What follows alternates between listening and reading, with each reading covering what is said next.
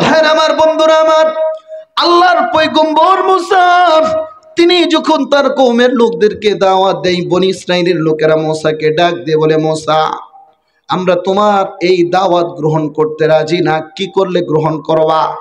তোমার রব যদি সরাসরি এসে বলে দিয়ে যায় তাহলে মানব। মুসা নবী কয় এটা তো সম্ভব না।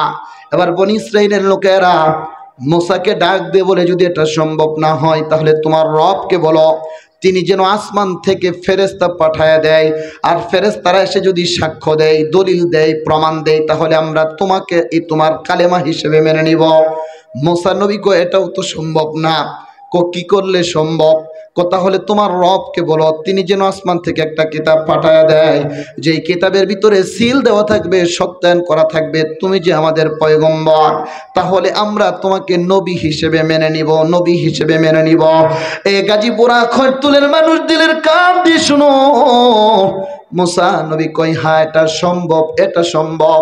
কারণ মুসা নবী একজনের সাথে লাইন ক্লিয়ার, তিনি কে? হয় নাই, জোরে বলতে হবে তিনি কে। ভাইরা আমার, বন্ধুরা আমার, ঐতিহাসিকরা বলেন, মুহাদ্দিসিনে কেরামরা বলেন, আল্লাহর পয়গম্বর মুসা একবার আর দুইবার আর তিনবার নয়, যিনি আল্লাহর সাথে ইনডাইরেক্ট না ডাইরেক্ট কমপক্ষে ৩৫০০ বার কথা বলেছে। বলি সুবহানাল্লাহ, আল্লাহু আকবার বলেন। হযরত মুসাকেও কিছু উম্মত দিছে, কিন্তু এমন উদ্ভট উম্মত, মুসা যদি তাদেরকে ডানে যেতে বলে তারা বামে যা, মুসা যদি তাদেরকে বামে যেতে বলে তারা ডানে যা। এমন কিছু বেতাল্লে মানুষ আমাদের সমাজে আছে না? কথা বলে নবী, শ্রেষ্ঠ নবী, মহানবী সাল্লাল্লাহু আলাইহি ওয়াসাল্লামের অসংখ্য হাদিসে মোবারকা থেকে ছোট্ট একটি হাদিস পড়েছি। আল্লাহ যদি তৌফিক দান করে, তার দয়া যদি শামিলে হাল হয়, কোরআন শরীফের এই সূরার প্রথম যে অক্ষরটা আলিফ, এই আলিফ দিয়েই শুরু করব, যদি সম্ভব হয় সামনে যাব, না হয় আজ আলিফ পর্যন্তই থাকবে। আমি আপনাদের কাছে জিজ্ঞাসা করতে চাই, আমরা যে মাহফিল শ্রবণ করার জন্য আসছি, এটা কিসের মাহফিল? কোরআনের মাহফিল। সবাই বলেন কিসের মাহফিল? এই কোরআন এটা ছোট কিতাব না বড় কিতাব? সবাই বলে না, ছোট কিতাব না বড় কিতাব? কোরআন সম্পর্কে যদি গবেষণা করতে চান, তাহলে আসমানি অন্যান্য কিতাব সম্পর্কে একটু ধারণা নেওয়া দরকার, আছে না নাই? আচ্ছা, কেউ যদি রাত নিয়ে গবেষণা করতে চায়, তাহলে কিন্তু অবশ্যই দিন সম্পর্কে একটু গবেষণা করার দরকার। কারণ রাতের ফজিলত যদি বুঝতে হয়, অবশ্যই দিন সম্পর্কে তার ধারণা নেওয়া দরকার, আছে না নাই? এখন কোরআনের ফজিলত, কোরআনের মাহাত্ম্য, কোরআনের তাৎপর্য, কোরআনের ফজিলত যদি বুঝতে চান, আসমানি অন্যান্য কিতাব সম্পর্কেও ধারণা নেওয়া দরকার, আছে না নাই? আমি আপনাদের কাছে জিজ্ঞাসা করতে চাই, আল্লাহ আসমান থেকে কতগুলো কিতাব পাঠিয়েছিল? এই ১০৪খানা কিতাবের মধ্যে আদম নবীরে দিচ্ছে 10খানা কিতাব। আদম নবীর সন্তান হযরত শীষরে দিচ্ছে 50। কত হলো? শীষ নবীর সন্তান হযরত ইদ্রিসরে দিচ্ছে 30, ইব্রাহিমরে দিচ্ছে 10। হযরত মুসা আলাইহিস সালাতু ওয়াস সালামকে ১০১ নম্বর যে কিতাবের নাম তাওরাত, সেটা পেয়েছে নবী মুসা আলাইহিস সালাতু ওয়াস সালাম। ১০২ নম্বর কিতাবের নাম জাবুর, যেটা পেয়েছে হযরত দাউদ আলাইহিস সালাতু ওয়াস সালাম। ১০৩ নম্বর কিতাবের নাম ইনজিল, যেটা পেয়েছে হযরত ঈসা আলাইহিস সালাতু ওয়াস সালাম। আর ১০৪ নম্বর কিতাবের নাম কালামুল্লাহ, যেটা পেয়েছে আব্দুল্লাহর বেটা মুহাম্মদ সাল্লাল্লাহু। এবার আসুন, আল্লাহ প্রত্যেক নবীকে কিতাব দেওয়ার পরে আবার প্রত্যেক নবীকে কিছু উম্মত দিছে না? আমরা জানি কোন নবীর উম্মত? ১০১ নম্বর যে কিতাব আল্লাহ তাআলা হযরত মুসা আলাইহিস সালাতু ওয়াস সালাম, তিনি যখন তার কওমের লোকদেরকে দাওয়াত দেন, লা ইলাহা ইল্লাল্লাহ, না না, ওটা তো নবী মুহাম্মদ না, মুসা কালিমুল্লাহ। জোরে বলি আল্লাহু আকবার। হয় নাই খরতুলের মানুষ চিৎকার মেরে বলেন না আল্লাহু আকবার। আল্লাহর পয়গম্বর মুসা তিনি যখন তুর পাহাড়ের দিকে রওনা দিবে, আল্লাহ মুসাকে জানিয়ে দেয়, মুসা খবরদার খবরদার, তুর পাহাড়ে একা আসবে না, তুমি যদি তোর পাহাড়ে একা আসো আর তোমাকে যদি কিতাব দিয়ে দেই, আর তারা তো মানতে চাবে না, এমনি তো ঠেড়া উম্মত, তাদেরকে ডানে যেতে বললে বামে যা, বামে যেতে বললে ডানে যা। বরং বনি ইসরাইলের 12 গোত্র থেকে 12 জন লোক নিয়ে তুমি তুর পাহাড়ে আসো, আর তা তুর পাহাড়ে আসার পরে তোমাকে যদি কিতাব দিয়ে দেই, তাহলে তারা সাক্ষী হিসেবে, দলিল হিসেবে তারা তোমাকে সাক্ষী হিসেবে মানবে, সাক্ষী হিসেবে গ্রহণ করবে। এবার মুসা নবী বনি ইসরাইলের 12 গোত্র থেকে 12 জন লোক নিয়ে যখন তুর পাহাড়ের দিকে রওনা দেয়, তুর পাহাড়ের দিকে রওনা দেয়, এবার তুর পাহাড়ে যাওয়ার পর আল্লাহকে ডাক দিয়ে বলে, মালিক রে কিতাব দাও, কিতাব দাও। আল্লাহ রাব্বুল আলামিন মুসার কর্ণ করে জানিয়ে দেয়, মুসা এটা তো মামার বাড়ি না যে মামনির কাছে বাদ চাইবা আর চাওয়ার সাথে সাথে দিয়ে দিবে। বরং কিতাব যদি পেতে হয় চেষ্টা করা লাগবে, মুজাহাদা করা লাগবে, ক্রন্দন করা লাগবে, কান্নাকাটি করা লাগবে, মোরাকাবা করা লাগবে। যাও যাও যাও, ক্রন্দন করো, মোরাকাবা করো, মোরাকাবা করো। আল্লাহর পয়গম্বর মুসা 1 দিন আর 2 দিন আর 3 দিন নয়, 40 দিন পর্যন্ত যখন মালিকের কাছে ক্রন্দন করে, মোরাকাবা করে, আর 40 দিনের মাথায় জিবরিলের ডানাই বহন করে আল্লাহ তাওরাত নামক কিতাবটা আল্লাহর পয়গম্বর মুসাকে হাদিয়া দিয়ে দেই। বলি সুবহানাল্লাহ, আল্লাহু আকবার বলেন। ভাইরা আমার, বন্ধুরা আমার, জিবরিল যখন ডানাই বহন করে কিতাব নিয়ে আসে, মুসা নবী জিব্রাইলকে ডাক দিয়ে বলে, জিব্রাইল কিতাব দিলা, কিতাবটা কয় খণ্ডের হবে, কিতাবটা কয় ভলিউমের হবে, কিতাবের ভিতরে পৃষ্ঠার সংখ্যা কতগুলো থাকবে, কিছুই দেখি ডিটেলস বলে দিলা না, এমনি শুধু কিতাব দিয়ে গেলা। জিব্রাইল মুসার কথাই কোনো রেসপন্স করে না। এক পর্যায়ে জিব্রাইলকে মুসা ডাক দিয়ে বলে, জিব্রাইল বারবার জিজ্ঞাসা করি কিছুই বলো না, কিছুই বলো না। এক পর্যায়ে জিব্রাইল মুসাকে ডাক দিয়ে কয়, বারবার শুধু আমারে জিজ্ঞাসা করেন কেন? আপনার যদি কিছু জিজ্ঞাসা করার থাকে উপরওয়ালার সাথে তো আপনার এফএনএফ নাম্বার করা, ফোন করলে তো কোনো টাকা লাগে না, পাউন্ড লাগে না, পয়সা লাগে না। সুবহানাল্লাহ, আর একটু জোরে করুন না সুবহানাল্লাহ। মুসা নবী আল্লাহকে ডাক দিয়ে বলে, মালিক কিতাব দিলা, কিতাবটা কয় খণ্ডের হবে, কিতাবটা কয় ভলিউমের হবে, পৃষ্ঠা সংখ্যা কতগুলো থাকবে? এবার আল্লাহ মুসার কর্ণকুহরে জানিয়ে দেয়, মুসা তাওরাত নামক কিতাবটা হলো 7 খণ্ডের, 7 খণ্ডের। আর ওই তাওরাতের ভিতরে সূরা সংখ্যা হলো 1000, আর প্রতিটি সূরার ভিতরে আয়াত সংখ্যাও হলো 1000। বলে সুবহানাল্লাহ। তুমি রহমান, তুমি মেহেরবান, জনম জনম যদি গাহি তোমারি মহিমা গাওয়া শেষ হবে নাহি। ভরে উপরে না যেন, ভরে উপরে না যেন সাহারায় প্রাণ, তুমি রহমান, তুমি মেহেরবান। মারহাবা বলেন, আর একটু জোরে বলেন না মারহাবা। মুসা নবী কো, আল্লাহ এমনি এমন একটা উদ্ভট উম্মত দিছ, আমি যদি তাদেরকে ডানে যেতে বলি তারা বামে যা, আমি যদি তাদেরকে বামে যেতে বলি তারা ডানে যা, আর এই কিতাব যদি তাদের সামনে প্রেজেন্টেশন করি, উপস্থাপন করি, তারা তো মানতে চাবে না। আল্লাহ রাব্বুল আলামিন মুসার কর্ণ করে জানিয়ে দেয়, মুসা শুধু এই পর্যন্তই শেষ নয়, এই পর্যন্তই শেষ নয়। এ গাজীপুরা খড়তুলের মানুষ, এ গার্মেন্টস শ্রমিকের মানুষ, গার্মেন্টস শ্রমিকের ওয়ার্কার ভাইয়েরা, এ পর্দার অন্তরালের মায়েরা, দিলের কান দিয়ে শোনো। এবার আল্লাহ মুসাকে জানিয়ে দেয়, মুসা আমি আল্লাহ আসমান থেকে 104খানা কিতাব পাঠিয়ে দিয়েছি। এই 103খানা কিতাবের ভিতরে যত জ্ঞান আছে, ইলম আছে, আমি আল্লাহ ওই জ্ঞানগুলোকে জমা করে, সন্নিবেশিত করে, প্রসেসিং করে, একত্রিত করে 104 নম্বর কিতাব, যার নাম কালামুল্লাহ, যার নাম কালামুল্লাহ, আমি আল্লাহ ওই কোরআনের ভিতরে ঢেলে দিয়েছি। বলি সুবহানাল্লাহ। তাহলে খড়তুলের মানুষ, এই কিতাব ছোট কিতাব না বড় কিতাব? আর একটু জোরে বলেন না, ছোট কিতাব না বড় কিতাব? মুসা নবী কয়, আল্লাহ আমার উম্মত থেকে একটা তাল গাছের মতো লম্বা, পানিতে নামলে হাঁটু পরিমাণ পানি হয়ে যা, তারাই যদি এই কিতাব মানতে না পারে, আর আখিরি জামানার পয়গম্বর তো মাত্র 3.5 হাত দেহওয়ালা বডিওয়ালা, তারা এই কিতাব কিভাবে মানবে?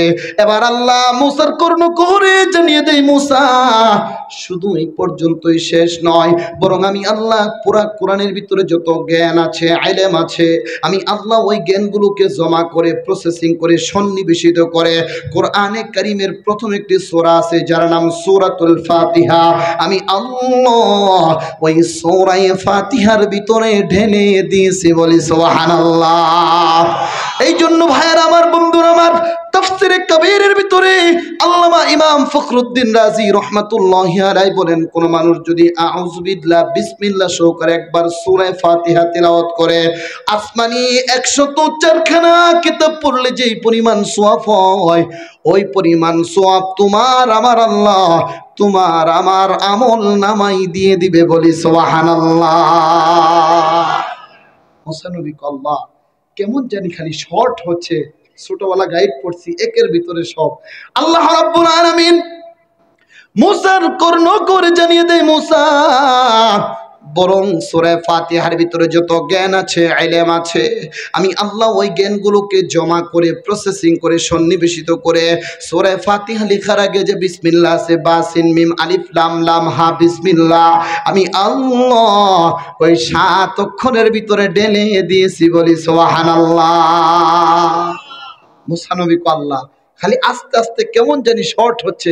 আল্লাহ রাব্বুল আলামিন মুসাকে ডাক দিয়ে বলে, মুসা শুধু এই পর্যন্তই শেষ নয়, জেনে রাখো, শুনে রাখো, বরং বিসমিল্লাহর 7 অক্ষরের ভিতরে যত জ্ঞান আছে, ইলম আছে, আমি আল্লাহ ওই জ্ঞানগুলোকে জমা করে একত্রিত করে প্রসেসিং করে সন্নিবেশিত করে আমি আল্লাহ লিখতে যে আলিফ আছে, আয়াতুল কুরসির শুরুতে যে আলিফ আছে, সূরা ফাতিহার শুরুতে যে আলিফ আছে, আমি আল্লাহ ওই আলিফের ভিতরে ঢেলে দিয়েছি, বলি সুবহানাল্লাহ। তাহলে খরতুলের মানুষ এই কোরআনের দাম কম না বেশি? সবাই জোরে বলো না, কম না বেশি?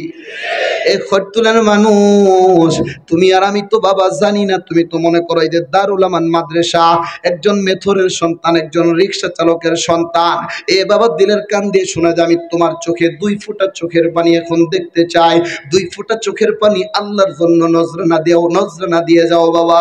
এই যে দারুল আমান মডেল মাদ্রাসার একজন আলিফ ওয়ালা বা ওয়ালা, একটা তজিবুল এলেমের কেমন দাম তুমি তো জানো না। তুমি মনে করো একটা গার্মেন্টস শ্রমিকের সন্তান, একজন ওয়ার্কারের সন্তান, একজন ভ্যানওয়ালার সন্তান, ঠেলা গাড়িওয়ালার সন্তান, এই খরতুলের মানুষ, এই যে দারুল আমান মাদ্রাসার একজন তালিবুল ইলম যখন এই দারুল আমান এলাকার আশপাশ দিয়ে যখন হাঁটাচলা করে, এই যে 2-2.5 মাস আগেও আমাদের জননেত্রী শেখ হাসিনা প্রধানমন্ত্রী কট খাওয়ার আগে তিনি যখন বহির্রাষ্ট্রে যাইতো, রাষ্ট্রীয় সফরে যখন যাইতো, তাকে কিন্তু লাল গালিচার সংবর্ধনা দিত, ফুলের তোড়া দিয়ে রিসিপশন করত, ফুলের তোড়া দিত।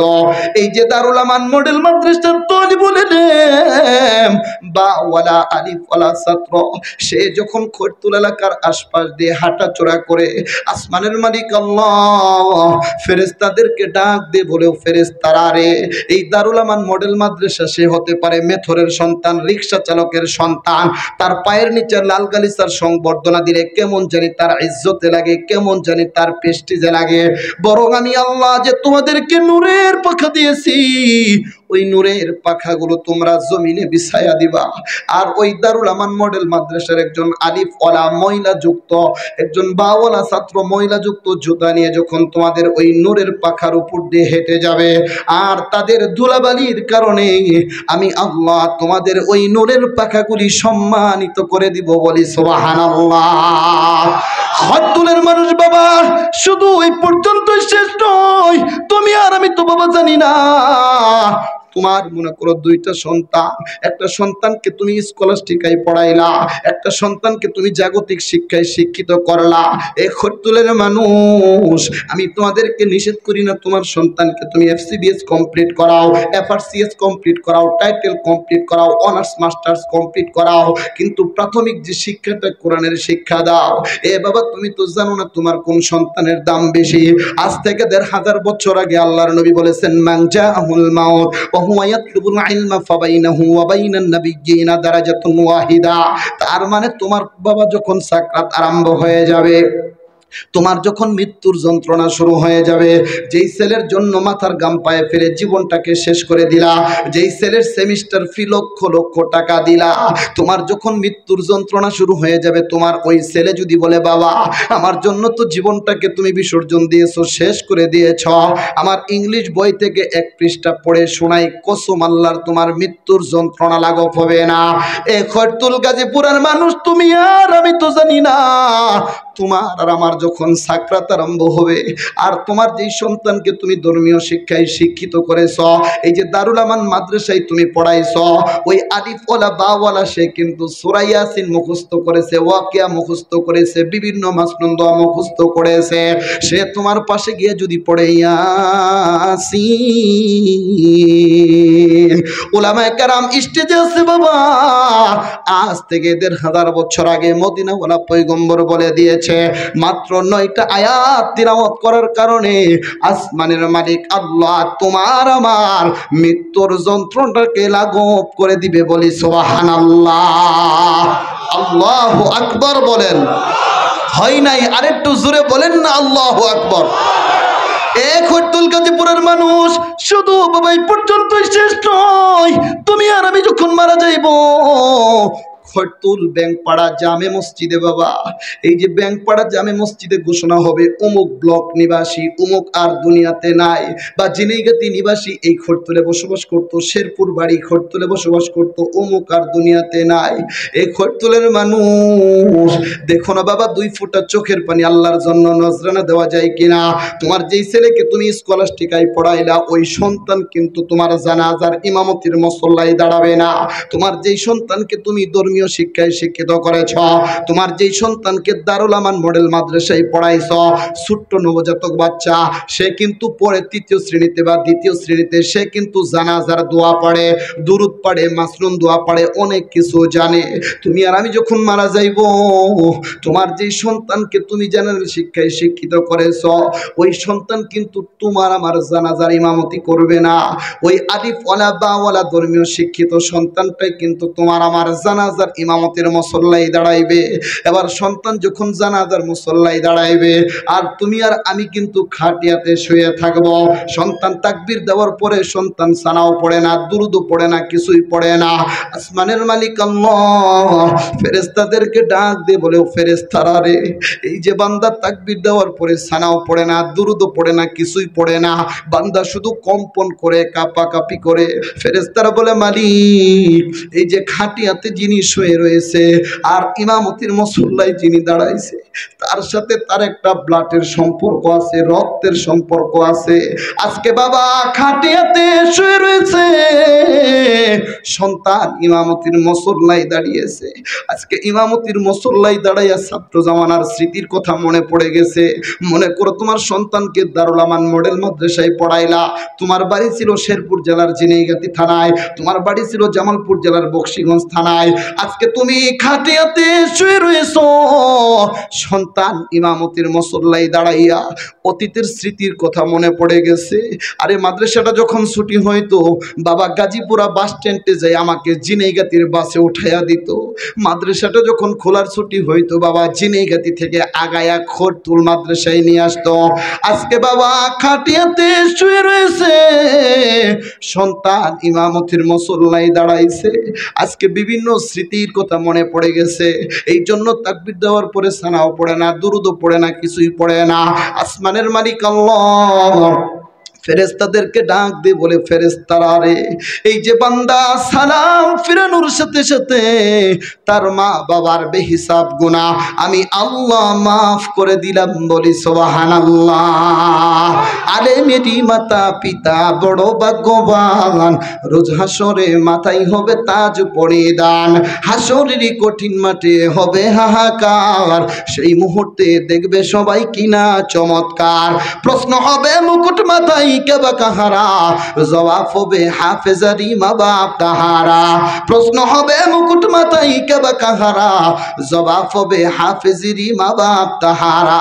চিৎকার মেরে বলা যাবে নি মারহাবা, নারায়ে তাকবীর, হয় নাই জোরে, নারায়ে তাকবীর। আল কোরআনের আলো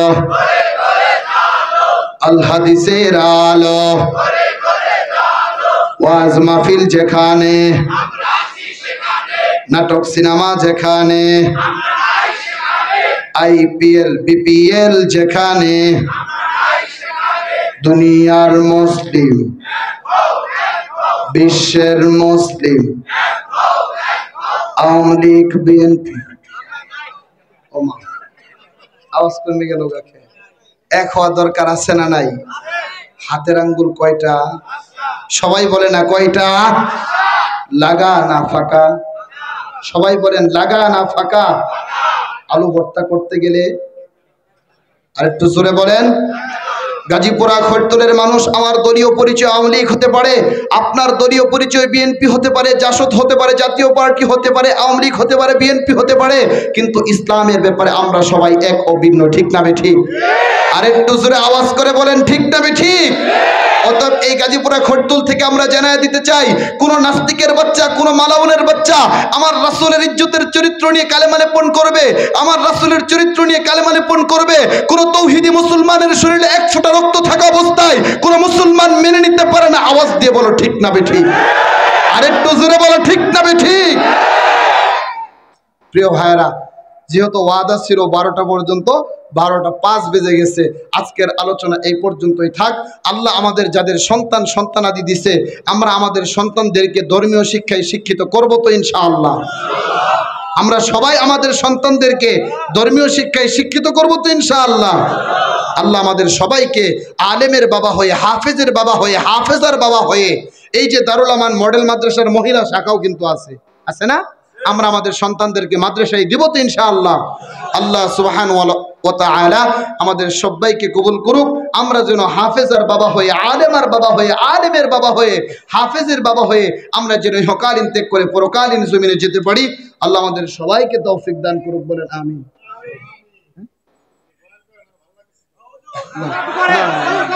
না না না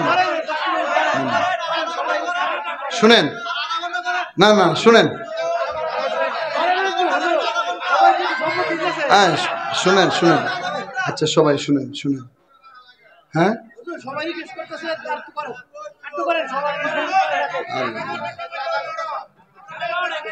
একটু জিকির করেন, লা ইলাহা ইল্লাল্লাহ, জোরে লা ইলাহা, সবাই